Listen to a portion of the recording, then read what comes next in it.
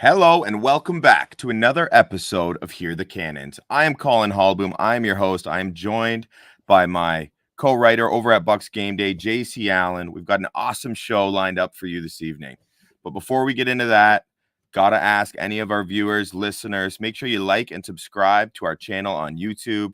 Please rate and review wherever you get your podcasts. And yeah, that's about it. Make sure you're checking out all of our written work, pumping it out daily over at BucsGameday.com. Which Turn of on the course, reminders. that's it. Turn on those reminders. And again, BucsGameday.com, the only Sports Illustrated website dedicated specifically to covering your Tampa Bay Buccaneers. Now, we have a very special guest this evening. JC, I'd like for you to introduce the guest of the man of the hour. Yeah, lining them up, knocking them down. We got a special guest in here. Your starting cornerback for the 2024 Tampa Bay Buccaneers. This guy is primed for a big season. Last year, he led all cornerbacks in snaps. But not just that, he was at safety, at nickel cornerback. He played all over the field. If you guys have been paying attention, you already know who it is. So without further ado, I'm bringing my boy Zyon McCollum. Zyon. What's going on? Appreciate you guys for having me on the podcast. Absolutely. Anything to bring some more light to Buccaneers starting cornerback. How's that sound? You like the ring of that? You like the ring of that, right? The ring of that. I do love the ring of that. Just being able to focus completely on corner is a big deal, in this league, in this game. So getting that nod, at least for now, I still got to go out there and make plays and prove it. But it feels good going into an offseason. Speaking of that, how have you embraced this opportunity? Obviously, OTAs, phase 1, phase 2, we're now in phase 3. We have mandatory minicamp next week. Or in 2 weeks rather, but how have you embraced this opportunity, knowing that, as you mentioned, you still got to grind, you still got to work for it. Nothing's handed in this league, but how have you embraced it? It's been good. I mean, I've got a lot of coaches and higher ups that are giving me a lot of positive reassurance going in, so I'm comfortable and I'm calm. And the amount of experience that I got last year leads me to, just go into this offseason knowing exactly what I got to work on. Going into these OTAs, knowing the technique things that I need to tweak. But overall, I just feel confident. Speaking of that, what kind of things have you done differently now? You mentioned, what you're working on, the OTAs, the technique stuff. What kind of specifics are those, and what have you kind of done differently now that you're coming in as a starter instead of kind of not knowing where you're going to find, your role this season? Yeah, I mean, it's been doing just a bunch of tweaking, just the little things. I mean, there's not a lot of big differences in like techniques and how everybody plays cover 3 and cover 2 and cover 1, but just finding the little details and then just learning about just completely what defense I'm in, what do the quarterbacks think is coming from what we show them. So me kind of being able to get into the quarterback's head, I can kind of show different looks and do different things like that where I can kind of set up some plays. Zyon, last year it's already been mentioned, like, let's call it what it is. You were a chess piece for this football team and you were playing all over the defensive backfield. We're talking outside corner, nickel corner, safety, all of it. I want to know, like, how challenging was that for you? How did it help you grow as a player? And are you looking forward to having a more clearly defined role on the team this year? It was a challenge. I mean, at first, just not going into a game week, when you play special teams and then you're kind of like that third corner, you have to know so much different things.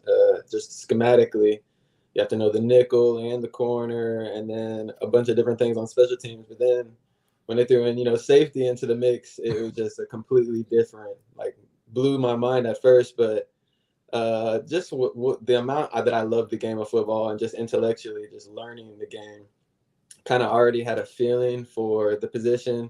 I have, family members. My twin brother plays safety.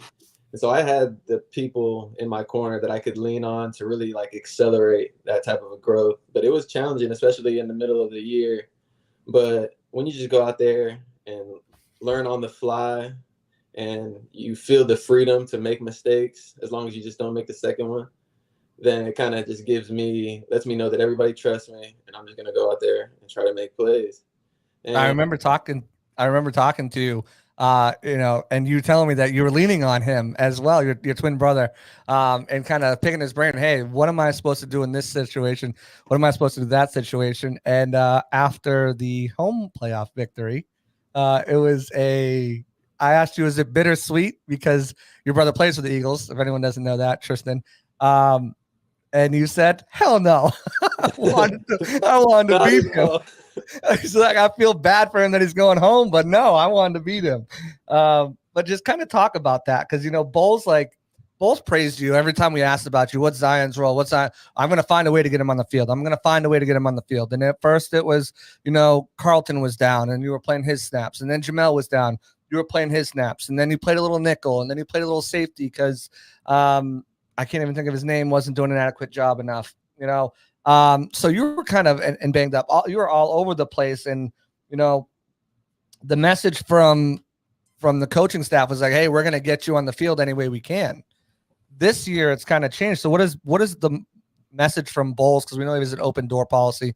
What's the message from Bowles, from Coach Ross? What's kind of their message for you this year now that you're competing for a starting cornerback, penciled in there as a starter? Obviously, you got to earn it. But what's that message been like from those two? Bowles is really, really happy for me in the situation that I've been able to set up. But he's just been such a large help in just me understanding the defense. And he knows that as long as we defensively understand what we're playing with and what these pieces and where they go, then it shouldn't really even necessarily matter what the offense is doing. And so being able to understand that, these OTAs, and then again, just having the reassurance in terms of I'm only in one spot now. I don't have to go into a week knowing safety and knowing the ins and the outs of nickel or linebacker or all these different things. I can kind of focus on a specific corner spot, and that just helps when I watch film, just knowing I don't have to memorize 100 different things. I only have to memorize 15, so I can put more energy towards just being locked in and focused on one thing.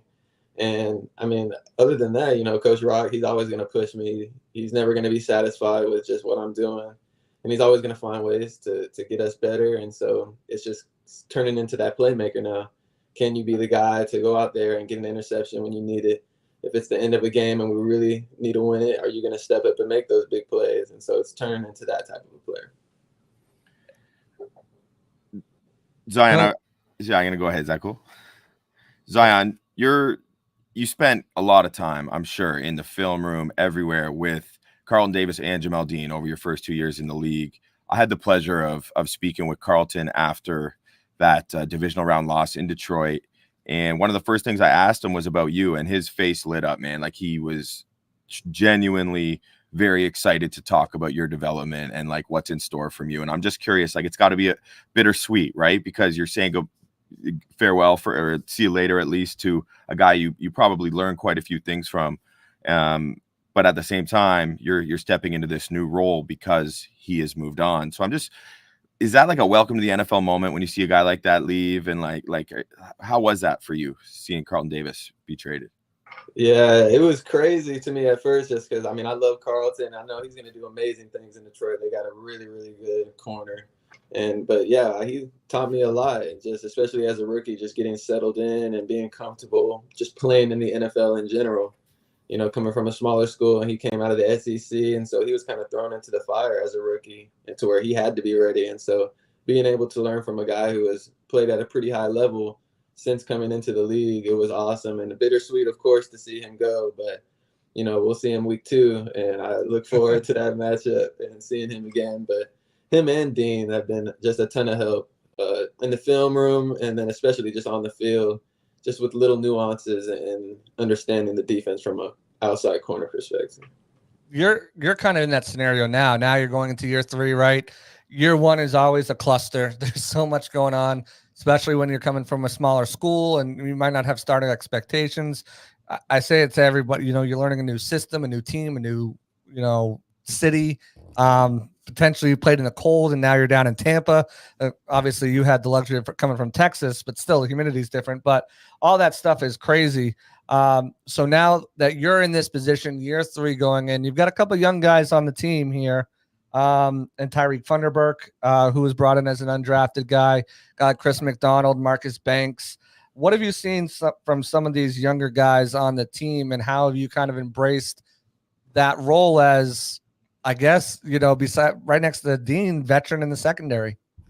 Yeah, I mean, just off the bat, they really want to be here. They're finding different ways to get better.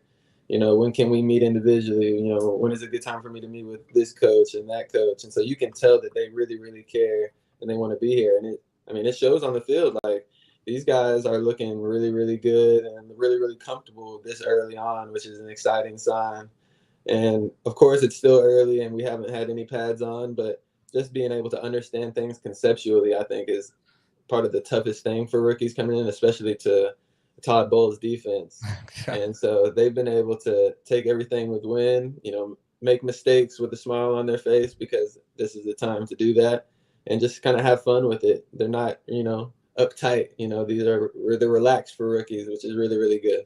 And you look at Tyreek, he's more of the outside guy with McDonald, more of a nickel type body type, and Banks kind of that tweener safety nickel. So when you look at Funderburk, obviously kind of plans on playing on the outside, it looks like. What kind of advice have you given him when it comes to, being an outside corner? Just understanding that because it helped me so much, understanding where my help is and what everybody else's position is doing.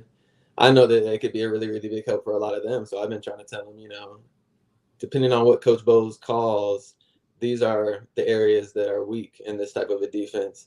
You can lean on this linebacker to be here in this situation. You can lean on this safety to be here in that situation. And just that in and of itself will help him, slow down and be able to focus on his techniques. Because if you go out there in a certain coverage and you feel like you have to cover the entire route tree, right, then you're just going to be playing frantic and wasting energy that you really don't have to. So I think that's really what separates the NFL in terms of playing defense. You got to be able to play calm team defense and not just go out there and every man for himself. Right. Zyon, so I don't know if everyone's familiar. I'm sure a lot of Bucs fans are with your perfect 10 on the relative athletic score. So you blew up the combine, dude, with your athletic profile. I think fans are going to be really excited to get to see that more on display with you settling into this role on the outside where you could really show off your athleticism. But some other people might not remember Jamel Dean is a very athletic dude as well. He's got some wheels too.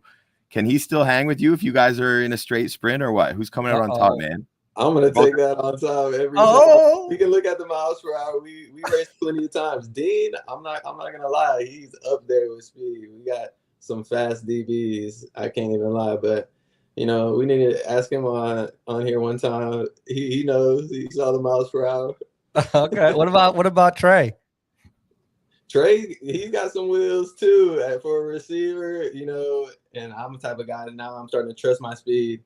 I can sit a little bit more on my pedal. I can sit on a couple receivers that I know aren't going to run past me, but Trey is still one of those guys where it's like, I don't care really how fast you are. You're going to have to respect it or you'll learn. So he got some wheels too. I'm going to still take him. I'm going to take him though, for sure. Is that hard though? Like coming into the league, like your first 2 years, especially when you're moving around all these different positions there's just got to be so much thinking going on. You have to feel like a pit bull, like on a leash. You know what I mean? Like you just want to let it go, but it's got to be challenging. Are you noticing a difference now coming into year 3 where you do feel like you'll be able to rely more on your athleticism, maybe not thinking quite as much on the field, or what is that like for you? Oh yeah, 100%. I think it's almost exactly the opposite in a way. I don't have to rely on my athleticism as much as I thought that I was going to have to. And that just comes from meeting with Bowles and getting into my playbook just deep, heavy, and just memorizing it, looking at it so much, look at it a little bit every day to the point to where it's muscle memory and I don't have to think whatsoever. And me being able to learn the defense in terms of, there are veteran corners that have been throughout the NFL history that have 4'7", 4'8" guys, but they still make plays on the ball. And so me being able to learn that type of way and a way that you play out there allows me to be slower. And then when the ball's in the air, that's when my athleticism can actually shine as I burst to the ball or rally and try to administer some big hits or in that type of way. You're a vet already, man. That's a vet answer right there. I love it. Yeah. Everything's slowed down for you now. And that was, I think, a part of the key last year. Even though you may not have been super excited about it, but safety, I think that really just from our conversations that helped you too, because now you're seeing it from a completely different vantage point than you've seen it your entire playing career, you know? And that leads you to, again, not have to rely on just your speed, right? You're not just a speed guy. Now you are a guy who fully understands your role on the defense, the playbook, the play call, and that allows you to play quicker while playing slower. I think I had KJ Britt on my podcast last week, and I think it's kind of like the similar thing with him. He's not a 4-4 guy, 4-5 40 guy like Devin White was, but because he's so into the playbook and knows the defense like the back of his hand, it lets him play a lot faster so he can make those plays and be there in the spot where he needs to, without having to rely on speed to get him there, because he knows what he's seeing. And I think that's going to be such a huge thing for you this season. And I think I can't wait to see it. I've seen a little glimpses of it at OTAs at what they let us see. They don't do the fun stuff on Tuesdays. You know that. You guys save that for Wednesdays and Thursdays. You guys know that too. You're like, all right, we're just going to go out there and work on a little this or that. We're just going to run the ball 5 times, in a row. Yeah, 5 times in a row with no pads on. Right, exactly. They'll get some good stuff out of this. Let me tell you, the media. But again, we're talking about how you've kind of climbed the ladder, right? From playing, kind of getting thrown into games. That Panthers game in year 1, I remember that was one you'd like to have back. Yeah, I won't bring it up again. My bad. Bad. I don't think I'm ever gonna forget some of those games. Those really inspire me when I'm in my last rep in the weight room or out there on the field to be like, nah, we're not gonna go back there. You have to get there. And then you get last year where you're leading the team in cornerback snaps and reps over there. Into this year, the slow climb has been amazing, and I think a lot of Bucs fans were super excited. Normally, Bucs fans and fans in general hate when you trade future picks, to get back into a draft. But I remember seeing, I'm like, what is Zyon sitting there for? Like, what is? Come on, someone. And then of course, light snatches you up. But nothing's given, right? And that's the thing. Like, it doesn't matter who you are. Maybe Tom Brady, but that doesn't matter. Like, no matter who you are. And they brought some competition in for you this year. It's not just, handed over to you. I mentioned guys like Tyreek Thunderberg. I'll ask about Josh Hayes a little bit later. One of the bigger names, Bryce Hall, has a full season of starting under his belt, a couple of games last year with the Jets. What are your what has your relationship been like so far? What are your thoughts on him, on his play style, and how has he helped push you, to be better and be the starter that you envision yourself being? Yeah, he meshes really well with our DB room. He shares, similar mindset, and he comes from a defense that was able to play defense at a high level, and run to the ball and make plays, and so he has a lot of techniques and he's well coached, and he has that mindset already coming in to the point where he's not too concerned with everybody else. He's really focused on himself and his game. And being a great teammate, father and friend. So I can already tell, we mesh really, really well. And he's another long guy, which they love in corners here, apparently. And, oh yeah. So he has a lot of really, really good technique that he's able to put on display. And it's going to be fun playing with him. And he's going to be a good asset for sure. You guys bounce things off of each other, like, hey, what did you see in this and that? Or is it more kind of like, you hear the stories like a vet's coming in or vets, whatever, they're kind of like safeguard some information because there's a competition, whatnot? Have you guys been kind of open book with each other?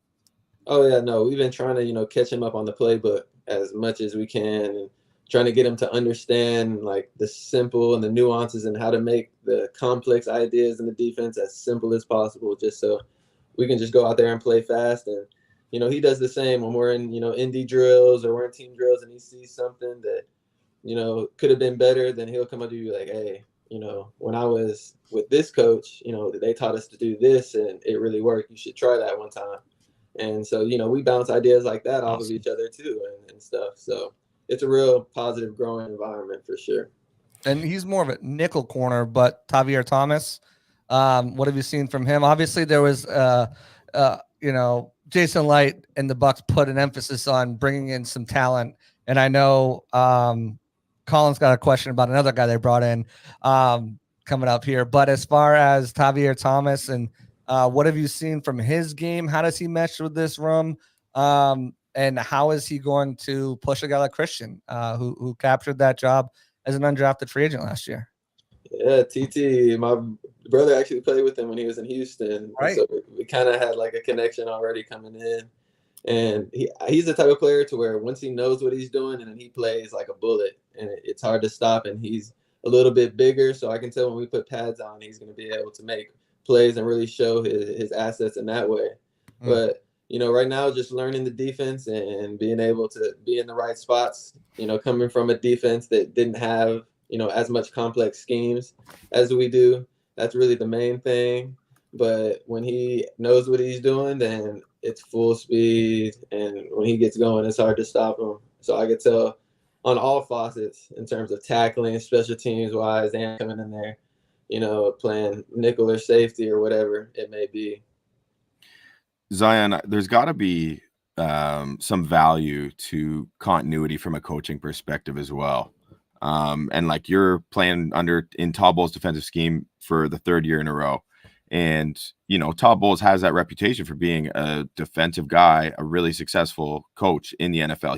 He's juggling head coaching duties at the same time, but defense is his bread and butter. That being said, Todd Bowles isn't happy, and he's not the only one, with the lack of turnovers of late. And I'm just curious, like, what do you think that is, man? Is that a luck thing? Like, is that bound to come around this year, like to get more hands on balls for the DBs? What are your thoughts on that? Yeah, I had a coach a long time ago, Pat Thomas. He coached me in high school. He said in the offseason, if you catch 50 passes every single day, then you're guaranteed to get no less than 13 interceptions in a season. And he used to tell me that all the time when I was, back in high school. He used to tell me and my brother that. And so you could say it's like a luck thing, but at the end of the day, if everybody has that mindset of when that ball's in the air, we're going to be on attack mode, we're going to go get it. And it's a collective thing. It's not just, it can't be an individual thing, but when it's a collective thing, and that's when you're really running on full cylinders. And even now, like, our coaches are on us, every day, since these workouts have started, we've been 50 passes a day, 50 passes a day. As soon as practice is over, get on the jugs until you get your 50 passes. And just when you're catching footballs, day in, day out, catching tennis balls, day in, day out, just catching something. When you see the ball in the air, you're not really going to second guess for it because you've done it. But shoot, by the time the season starts, over 10,000 times. Right. And when you have collected, all 11 guys on that type of a mission, then the takeaways, they begin to start coming. And maybe it is luck, but it's hard work, really. And Zyon, speaking of continuity, okay, and here's what JC was alluding to earlier, because he saw our production sheet. He knew a question I had coming. There's a guy who I don't believe you've played with, but he's coming back to town, Jordan Whitehead. And I have a feeling you probably heard a fair bit about him. I'm curious of your impressions, maybe what you heard before he got here and what you think so far after meeting him and getting some glimpses about learning more about his play style and his mentality as a player. Yeah, coming in, they used to talk a lot about the Super Bowl year and the guys that were on that defense that Super Bowl year and that great run and how big the DBs were, especially young DBs coming up, early on and maintaining and being a really big part of that Super Bowl run. And he was a part of that team. And so I just remember, my coach especially, he'd be like, oh, man, I miss him. They'd be like, who is that? Oh, it's Whitehead. Oh, I miss him. He's going to come down. He's a thumper. And so I knew that, he was a big playmaker in terms of hitting and setting the tone for the defense. Yeah. And I knew that him and Antoine, had a really good relationship also, just seeing them play. So just being to have those two guys back together and really, really, finding their niche after being separated, and then me just learning about having him, we talk all the time, in certain coverages, how he's going to play, how I want to play, so that we can really work together. We got Rob Joseph in the chat. He first off, he says, Zyon, great season.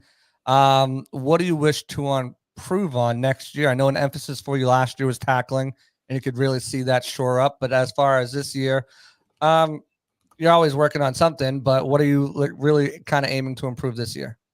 Yeah, first of all, I appreciate you for the question as well. And just the little things, really, mainly tighter in coverage, especially off and press. But also it's just making those plays. I had a lot of interceptions, 2 or 3 that touched my hands and then slipped through, or, I bobbled it on the way down. And so a lot of times, you see that interception in the league and it's your first one. It's like, oh my gosh, I'm finally having this moment. Like you think a million things. Right. And then if you're thinking, you're not catching. And so those plays slip through my hands so much. And this year, my big focus is just not letting those type of plays, not letting game-changing plays slip through my fingers. As far as when you look at the cornerback room in Tampa's been kind of cursed. I ain't going to sugarcoat it. It seems like Dean or Carlton have been banged up, missed a game or two here throughout their entire career. I know there's we talked to Dean the other day after practice, and he mentioned some of the things he's doing to kind of improve the areas on his body that usually, kind of get nicked up. What's something that you've been doing to kind of prepare your body for the rigors of, 18-week season, preseason? You have 2 joint practices this offseason as well. What have you been kind of doing to make sure that you can make it through for the long haul? Yeah, my rookie year, I tore my hamstring early in the preseason. Right. And being out for those, 6 to 8 weeks was terrible. I mean, I was just being able to see everybody else get reps and, they're getting better and this is valuable. And I was able to, take a seat back and see the game mentally and everything. But being out there, your best ability is your availability. Right. Shout out Rondé. And so after that, not being on the field just scared me so much to where I just had to develop my own type of routine. And I do that routine every single day, every single morning. I'm in the building early and just taking care of my body before I even step out onto the field and doing that. And it's taxing. It's a pretty long routine, but I mean, like that fear of getting hurt is something that I take seriously. And, so anything that I can do to make sure that I'm primed and I'm ready to go out there, I'm going to do it. And then it's just taking care of your body, afterwards. A lot of guys, you want to get out of that building, a lot of meetings, really early mornings and practice and lifting weights. And, when everything's done, you want to get out of that building and go home and just relax. But it's being able to have the composure to be like, no, let me just 1 more hour. Let me just go take care of my body. Let me get massage, Normatec boots, ice tubs, stretching, whatever it is. Everybody's body is different. But just finding something. And so being able to have a routine like that, helps me the most. I gotta ask, obviously your rookie year, TB12 was there, right? Tom was there, and we've seen the miracle that he is playing until 45 years old. Did you take anything away from this part of taking care of your body, not just come from your rookie season where you did tear your hamstring, but part of it kind of watching Tom, his routine, what he did? I know that's affected what Mike Evans and Chris Godwin have kind of done, taking care of their body to this level. But did any of that rub off on you as well? Oh yeah, definitely. I mean, I came in like a sponge. I'm trying to absorb and really see the greats and what are they doing? How are they going about the game and asking questions, going up to people like, Chris, do you have a routine? What is your routine? Going up to people like Dean, what is your routine? And all these people, and everybody has different things that they do. But the guys who have consistently been able to stay on the field, they got to know a little something, a little bit more. So just being able to absorb a lot of those guys, mentalities, Chris is in there every morning too, working on his body, and being able to take that in as a rookie helped me be like, okay, I need to find my own routine, my own way. I was going to ask about your mentors outside of the cornerback room, but you already did it for us, man. So good job there. I'm curious, Zyon, and like you match up, you've spent a lot of time matching up in practice with guys like Chris Godwin and Mike Evans, and that has to be fantastic preparation for the gauntlet that you experience as a cornerback in the NFL. Like, it's crazy the amount of talent right now. I'm curious, like, if you had any welcome to the NFL moments where you're like, holy cow, this guy is good. Like, is there any that you can think back on maybe in your first season where you were just like, damn, I did not realize this guy was that good? Like, maybe not necessarily a big name guy, but you're like, wow. Yeah, I mean, it's weird. Definitely in joint practices, that was probably my first big one. Just seeing Tyreek Hill in one-on-ones was like, I grew up, I'm like seeing this guy on TV. I'm in college. He's on my fantasy team last year. and now I get to see it, you know. So it was just really, really surreal. And then so seeing that type of speed, and it was like a really big moment in terms of like, okay, this is real. I better lock in, or I'm gonna be looking stupid out here. And so that was a good one. And then in game, the player that surprised me the most was probably Tank Dell. I mean, I knew he was fast, but the way that he can run his routes, and he's really, really savvy and deceptive with the way that he does it, it was I hate to say it was a shock, but it was like, okay, yeah, this guy can play. He's earned my respect. We have a question from Adrian Diaz on YouTube. While we're at it, folks, make sure you are subscribing to the BucsGameday YouTube channel so you get to hear from incredible guests such as Zyon McCollum. Zyon, the question. That's it. Yes. Zyon, what do you think? This is a question from YouTube. What do you think you improved the most this past season? And this is the guy you met at the Eagles wildcard game. What's up, man? Hope to see you at the Eagles game this year. I'd just say I think tackling was the biggest thing for me, just because, I mean, you have to be ready to tackle at any moment when you're on the field. And so being unsure or being not solid on your tackling, it's always that hint in the back of your mind, like, you're going out there, but you have like a crack in your armor in a way. And so that's why going into year 2, my biggest focus was, refining my press technique and being able to really match these receivers with hands. But the biggest one was just tackling and just being that for sure tackler, that physical corner that can come up and play all types of coverages and be included in run fits as well. And it's tough because you don't get real opportunity to practice that either, right? I mean, it's exactly.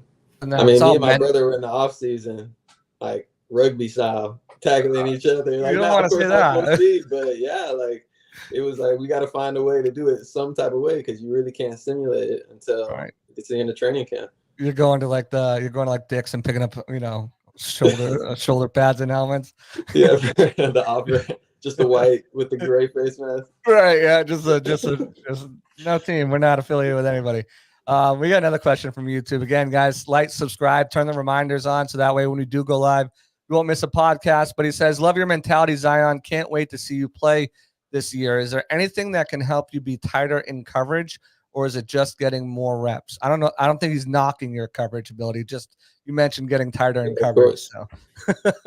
Yeah, I mean, really, it's film study for one. But the thing about OTAs is, you're not going to sit here and game plan your own offense. Right. The entire playbook is open. So that's when you can really focus on technique instead of watching film. And so the biggest thing is just knowing your own body type and what you can do. So if you're a fast corner, you might not be as far back. If you're a bad backpedaler, then you might need to cheat back a little bit more and be more patient. If you're a bail person, it's just being able to find just one specific technique that works for you before you go into trying to do everything. And once you start focusing on single things, one technique to do, then you'll really start improving day to day and how tight you can play and what you can get away with.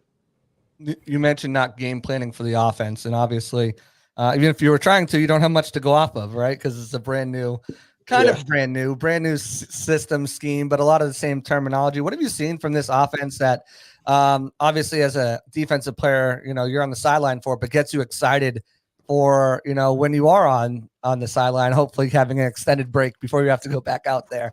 What have you seen from the offense so far?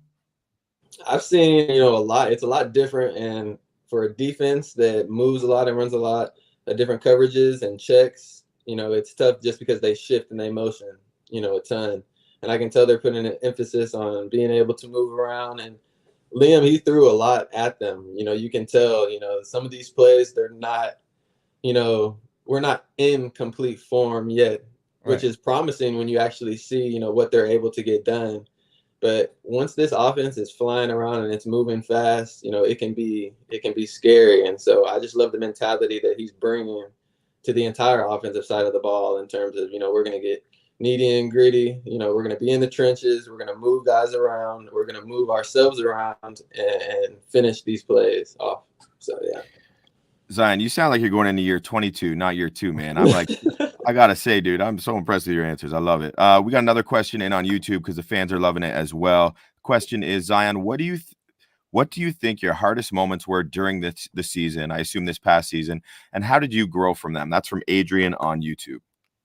The hardest moments were those close games, 2-minute situations, like losing those games, knowing that it's up to the defense to, make a play and you could, finish it off, but, being feet away or inches away. And that goes for me personally, and that's just as a defensive whole. And, that last game in Detroit, I mean, I left with a bitter taste in my mouth. Like, I can't lie. Like, I feel terrible about that game in terms of what I know that I can bring to the table. And going into the offseason with that type of a motivation, just being able to work that much harder. Like I said, get that last rep as hard as I can because, bad plays, you don't want them to happen. But at the end of the day, like life moves on. Like we have to be in the present moment. And so being able to bottle those up and then in the offseason, tasting those, bad feelings and letting that motivate you to, take that extra rep or don't take that day off here and there is something that, has pushed me to try to get to another level. Now, you might have just spoiled the lead or at least given a hint as to what your answer to this question will be from Rob on YouTube. And the question is, what away game are you most excited for this season? Do you have one? Can you pick one? I could. Detroit. I figured, man. I want to circle for me. Detroit is a big game. I want to get up there. And the Eagles in week 4 is going to be good. Seeing my brother again, that'll be fun. But I like the primetime games that we got too. It'll be fun playing on some night games. Going back to Dallas late in the season, that'll be cool. Just kind of like a homecoming type of deal. So 3 games in the 3 of the first 4 games at home. So you'll definitely be wearing white jerseys. Spoiler alert. But how much does that help you, first of all? And how much are you not looking forward to playing in the Florida Heat the first 3 games of the season? Man, honestly, you just got to embrace it at this point. I've accepted it. I'm in Tampa. It gets hot in the summer. Right. And I see it as a great thing because a lot of these colder teams got to come down to this Tampa Heat. And the way the stadium's built, I mean, that sun is going to be on them at 1 o'clock. So, you know what? I'll take on the Heat if it means that my opponent's got to come down and take it with me. They try to give you like the 4 o'clock for the opener because they knew no one wanted to be there at 1 o'clock. Yeah, I'm sure, right? They're like, we'll do the opener at 4, but the rest of them are at 1. Deal with it. They got to take a picture of during the 1 o'clock games and then at halftime of the stands, and like it's just empty. You guys cut off the AC in the locker room at halftime. Just sweat it out. So I got a question about you, about the guys you're going up against, because Mike's not there right now. Chris has been there for the most part, but he's taking a couple of days off. So really, you're getting a really good look at your second-year guys, right? And your Trey Palmer, who we mentioned earlier, but Rakim Jarrett. A lot of people don't know him, or Rakim Jarrett. Sorry, Rakim. Okay, sorry, Rack. I just call him Rock because I don't want to. But anyways, Lil Ray Ray, as he's known as, and Rock. How have they looked this year coming into their second year? I know Rock obviously missed part of last year, but what have you seen from these guys and their growth in year 2? Yeah, it's still really, really early to tell, just in terms of they got to deal with learning a new offensive scheme and getting the nuances and the ins and outs of that. But just athletically, they're starting to use their speed a lot more, especially, Trey and Rock, respectively. I think they understand the type of players that they are, and they're starting to realize that more and more every day. And Trey has just been working super hard and talking with the corners a ton about, how can I do this? How can I make you guys think that I'm doing that when I'm really doing this?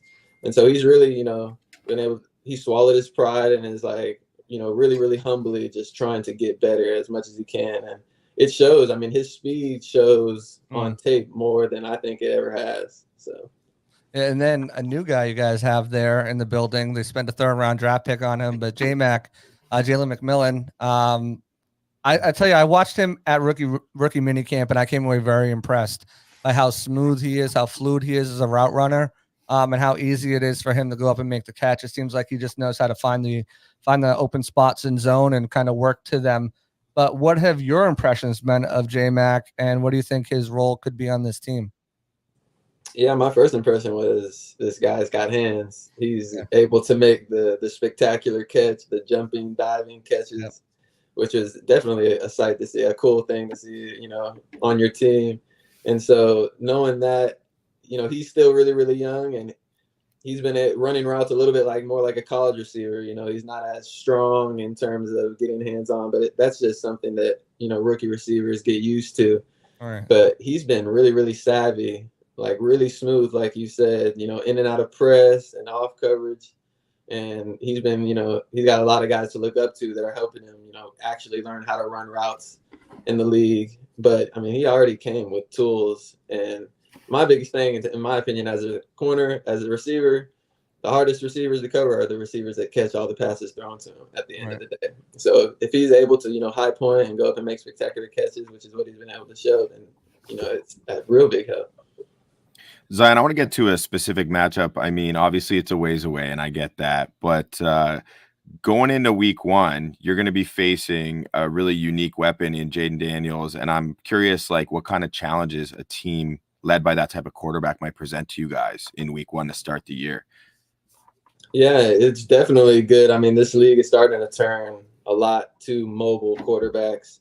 You have those spectacular arms, but those guys that can beat you, just move the pocket, and still be able to read defenses is a big thing. And I think going against a mobile quarterback early will be, really, really good, especially because of the mobile quarterbacks we'll face throughout the year.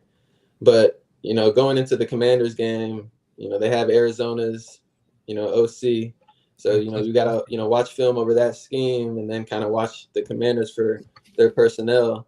And so we don't know, he's a rookie quarterback, he's still got a lot to prove, as does everybody. And, but we'll see, throughout preseason how he progresses. But it's definitely something to look forward to. I mean, it's really big for, especially for our outside linebackers, being able to contain, and then us knowing that we're going to have to stay in coverage, for 2-3 more seconds than normal. You got Lamar too.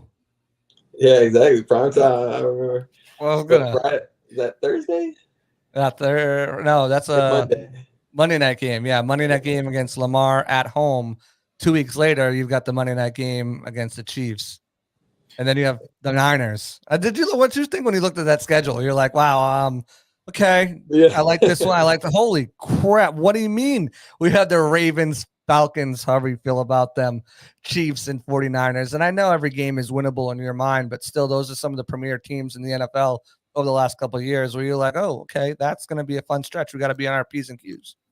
Exactly. And it's good that it's towards, middle end of the season to where we can really start getting into form and really, shift our mindsets to solely, focusing on, we can't just win and lose, division games. We have to beat these good teams, because who are we going to be playing in the playoffs? And, we can win the division, but we have to be able to beat the top talent in the NFL.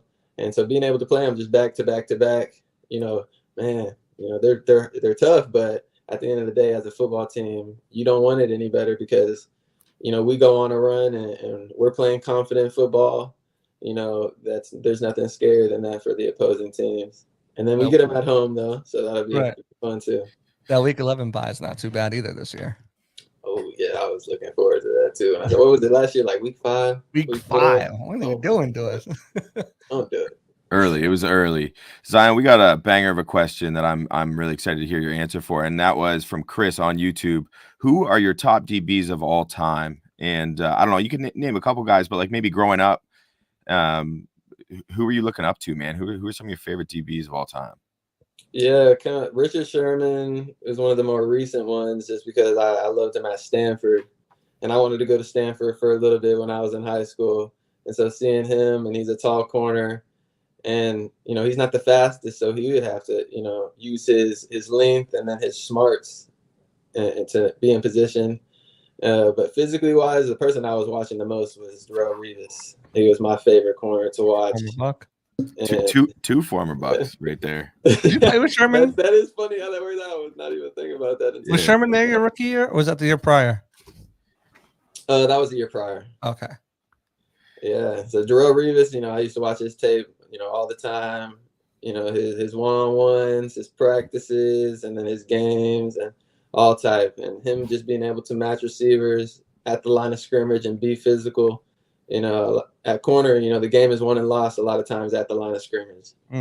Speaking of the line of scrimmage, there's two sides to that line of scrimmage, and we're talking about DBs you emulated or you enjoyed watching. But I'm curious, like an athlete such as yourself, you got the measurables. Like, when did you decide playing cornerback was your position? And When did he you couldn't grow up? catch a wide receiver. Oh, come on. Hey, No, this is not why I anyone think plays at the same cornerback. No, I'm time, just kidding. Back in high school, receiver, I was both. But oh yeah, there's a funny story. Me and my brother in high school, I actually played safety, and he played corner. And this is, you know, day one high school, you know, 9th grade. You go out there, you know, line up in whatever position you want to play. And we went out. We were identical. We had the same haircuts and everything. And you know, we go out there, and I'm at safety, he's at corner. Then the next day, we come out there, and I go to, you know, the safeties, and Tristan goes to the corner, and the coaches are yelling at us, "What are you doing? You're not playing safety. You play corner. You weren't with me yesterday." And I was like, "What? What are you talking about?" And at the time, I was, you know, a little more soft spoken. I was an introvert, and I was like, you know what? I'm just, you know, I'm happy to be here. You know, I'll play whatever. So I went to the corners, and then Tristan went to the safeties, and after that, it kind of just stuck. And we were just like, you know what? Maybe this is what it was meant to be. We weren't hanging our heads. We loved to play football in general, but the love for corner really started to come, you know, once I got into college and was able to see, you know, we played a lot of man-to-man in college, and so that begun to be like my favorite thing to do on the football field, just to go and press and just follow receivers around every day, be their babysitter. And that's when I really started developing, you know, a love for that style of part of the game. Have you had a chance to talk to Devin and Jason at all yet? Who? McCourty? Oh, no, I haven't. I did versus who we playing? Carolina. And I think Devin came up to me and was like, "Hey man, I've been watching your film. You've been playing really good football. You know, just keep doing what you're doing. Keep your head down." And that was really, really cool. Just any type of twin or brothers in the NFL, we always looked up to that. You know, growing up, we used to read Rhonda Antiqui's books, you know, about the NFL, and seeing the McCourty twins, you know, and they played together for a little bit, which is really cool. They won a championship together in New England. Man, that's like I can only imagine. As a Your brother's a free agent next year, right? You've got to be in Bulls there, like, hey, we need some safety depth, right? No, for real. Just like me. I've been really kind of friendly with Devin and Jason back through the COVID years and stuff like that. I'll see if I can link you guys up together. Because I think you learn a lot from them, especially with Devin moving from corner to safety, but Jason playing corner. I think that'd be really cool for you to pick their brain. But what I did want to ask is about your brother. How is your brother? How's he doing? How's everything going up there in Philly? You know, this was actually a question from Owls. He wants to know, how's your brother doing? But obviously I'm curious too. So how's he doing? He's doing great. He's starting to mature into his role a little bit more. Unlike me, he's had a different defensive coordinator every single year as well. Right. So he's having to learn all these different defenses, but I think he's starting to settle in and really, really, you know, find his zone and find his way of playing. And, you know, they're doing their thing up in Philly. I asked him about Devin the other day. He said they got him going.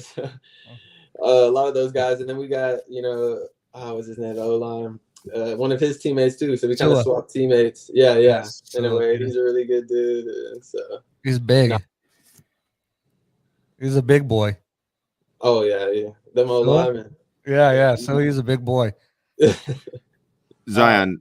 Oh, sorry, dude. No, go ahead. Okay, Zyon. Last year, the fans were eager to see those throwbacks, right? Those creamsicles, and the Bucs have a number of different uniform combos. And what got my head going this way was JC talking about rocking a lot of the white unis.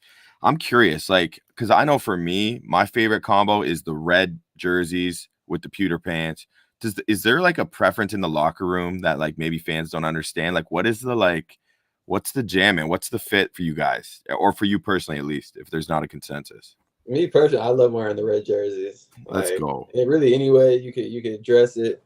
If the red, to me, I love the red. And red and pewter is such a unique combination that you really don't see a lot. just in sports in general. So I love the color scheme that Tampa Bay has. But we wear a lot of white. We know that too as players. Right. You know, we're in the locker room like, dang. I wait for the post on social media. Like, we wearing white again. Yeah. But I get it. You know, we play in the heat. You know, so the white reflects the sunlight a lot better. Right. And we want, you know, other teams to wear those darker colors when they come down and get into the sun. So I get wearing white. If we're wearing white to protect us from the sun, then I'm gonna wear white every time. But when we get those night games or those games towards the end of the year, when we really start wearing the red and pewter more, oh yeah, that's when I feel I like like a the all true pewter. Buccaneer. I like the all pewter look.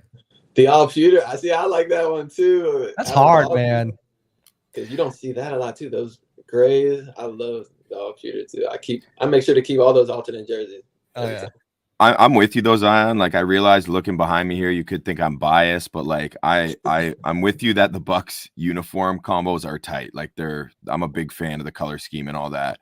Just lucky you'd have to play with the alarm clock numbers, man. I was gonna say, yeah. Those are hideous uniforms. I got one or two before we get you out of here real quick. Again, thank you for your time. But I go back to like week 1, Minnesota. Like there are so many questions around Baker.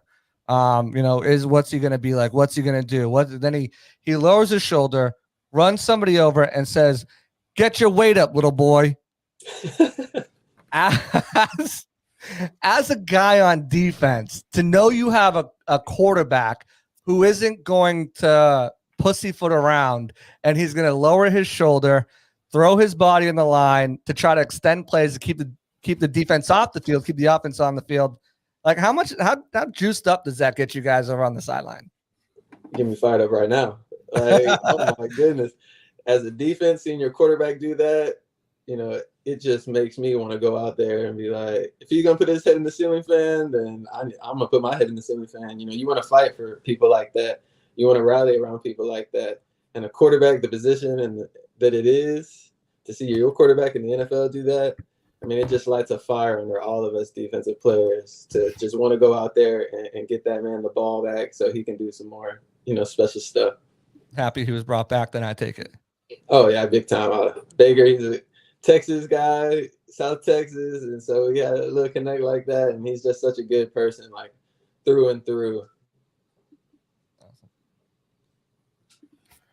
We have one last question here on YouTube I wanted to get to. Where are we here? I don't even know. I don't know if this is true, Zyon, but there was a question about did you have a family member who was an NBA player? Yeah, my dad. Okay, so dude, I didn't know that. So that's incredible. Good pull by Etosh watching on YouTube. And I'm curious, Zyon, then, or he's curious, sorry. Did you feel any pressure to get into hoops instead of football growing up? Like, how did that work? No, I mean, of course, my dad, you know, he tried to, you know, when you're a little kid and you're being introduced to all the sports, you know, he tried to, you know, roll the basketball over to me a little bit more than everything else. But it was just, my mom was pushing us to do any and all types of things. You know, as a kid, we were literally doing everything: tennis, swimming, basketball, football, track, you know, all type of stuff, anything you could think of. And so they just really wanted us to just choose a sport that we love the most. And ever since we were young, football was just, I don't know, we just gravitated towards, I guess we like egg-shaped balls, but that football just kind of had gravity for us. And you know, we loved it, and he wasn't bitter about it at all. You know, we still play basketball when he comes around. We always get 1v1 or 2v2 and stuff like that. So I still have basketball in my genes, but football is the sport that I fell in love with. And so you made it to the NFL, so exactly. Yeah, there you go. It worked out. Yeah, but if you got to face off against Mike Evans, and so let's say that it's a 2-on-2 game, Bucs players only, okay? You're facing off against Mike. You're the two team captains. You each get one pick. Who are you taking if you got first pick to take down Mike and unnamed player? Ooh, maybe Nelly. Anthony Nelson. Yeah, 6'7". Big. And then who's going? Who's he going to take then? You think with his pick? He'll probably stay in the receiver room because there's a lot of characters in there that love to talk about. It's gonna be Trey. Trey is gonna put his hat in the ring. I guarantee that. Trey's gonna fight for that. The guy plays more 2K than anybody I've ever met in my entire life. And Yeah, for sure. Mike, he's gonna find. I think he'll get a smaller type of player too that can, dribble and be the point guard for him. Because I'm sure he's just gonna want to posterize and be physical. Oh, yeah. And so, yeah, I can see him picking Trey. You guys are crazy. I'm drafting Vita, man. First pick. Oh my! Let's go. Me and Vita. Let's go. Running back. You better hope it's half court. Zyon, you have been so generous with your time, man, and I can't tell you how much we've appreciated, and we know our listeners have appreciated you joining us. And I think it's about time that we let you get on out of here. But big things to come this year, man, and we're all so excited to watch you. I look forward to getting down to Tampa to get to ask you some questions myself in person next time. So thanks so much, dude, and we're gonna let you get on out of here. Yeah, Zyon, you got anything to promote coming up here, or just where people can kind of follow along your NFL journey, whatnot going on, camps, anything like that? No, just know running as hard as I can to make that next big step and be that playmaker in this league. And then also Tampa Bay, we have me and my family and my wife, we have some big things coming. I won't say anything soon, but in terms of the community and giving back in that way, we got some plans that we're gonna, get going this fall. So I'm excited. It's gonna be a big year on and off the field. Awesome. When you do get those announced, come back on here. We'll get those promoted out for you, so everyone can get that out a little bit more for you for sure. Awesome. I appreciate you guys too. Having me on. It was fun. Thanks a lot, Zyon. Appreciate you, man. All right, y'all. Thanks. My first time talking to Zyon McCollum, man, and I am super impressed, dude. He sounds like I said, like he's been in the league for a decade, just a very diplomatic, well thought out young man with his head in the right place. Even when we were offline before we hopped on, he's just dropping a couple of things where I'm just like, dang, man, this guy's got his head in the right place. Yeah, I mean, he's worked really hard. I know, just his rookie year, he didn't like the way it went. And he worked hard last year to improve the things that kind of plagued him. And, you saw that get better tackling wise. He found the field. And then, coming into this year, he's got his mindset on, making plays, getting turnovers. And so far, I'm hearing from some of the guys in camp, the days we're not there, he's been just kind of turning, making plays in the ball. Interceptions in camp or pass deflection. So I'm excited for this season for him. I know kind of people were like, oh, the Bucs need a corner. The Bucs need a corner after trading Carlton Davis. But if you listen to Bowles, whenever we talked to him about Zyon last season, and I kind of mentioned it earlier in the pod. So if you joined late, go check it out earlier on once it's over. But I kind of mentioned it, when he was playing at safety, we were like, oh, Todd, he was playing at safety. Well, I got to find a way to get him on the field. Oh, we noticed he was playing at nickel. I got to find a way to get him on the field. I got to find a way. That was the message from Todd when Carlton and Dean were finally healthy playing together. And you can tell that they were comfortable for a multitude of reasons, not just, it wasn't just a contract issue or a health issue with Carlton. It was we need to get him on the field, issue. And that's part of the reason why they moved on from Carlton. And I'm really excited for his development over the last couple of years, for his improvement over the last couple of years. I think he's going to be a great addition to the secondary. And I'll go as far as saying I think the Bucs are going to have the best secondary in the league next year. Ooh, here we go. Hot take, JC. We love it. Love it. Yeah, man. It's a great point, though, JC, honestly, about, everyone's like, oh, Carlton's gone, this and that, but maybe they're not focusing on enough on the bodies that they got in-house, and Zyon being a key piece of that. Obviously, Todd Bowles and his defensive staff, who know a lot more about playing defense than we do, feel very confident in Zyon McCollum, evidenced by the fact they didn't even draft an outside corner, for example, right? And a couple people were like, what? Well, that just tells you how confident they are in him. And I'll be rooting for him this year. Great dude. Awesome of him to join us. JC, great of you to join us, as always, my man. Folks, if you're on Twitter, X, whatever you want to call it, make sure you're following JC at JC Allen NFL. He's down there all throughout the offseason, all season long. He's given us the goods on Twitter, so make sure you shoot him a follow. Working on some more players to get on here, so stay tuned. You never know who I'll have popping by. Yeah, maybe another starter coming up. So working on it, nothing. We're not going to announce it like we did shot the first week after the draft, but I am working on some more guys to get on here so we can pick their brain. You guys killing it with the questions over on YouTube. If you're watching on Twitter, thank you so much. We appreciate it wherever you're watching from. But YouTube, where it's at, you guys, when we have guests on, when we're just on, whatever topic we're having on, we'll definitely stop and take your questions as well. Make sure you like, subscribe, turn the reminders on. That's the biggest thing, because with the reminders, you'll never miss an episode, never miss an alert. Every time we go live, you'll know. And again, today was kind of like a random, hey, we're getting Zyon on. We tweeted out this morning. So you don't want to miss that as well. Colin, thanks for the props, man. Appreciate you.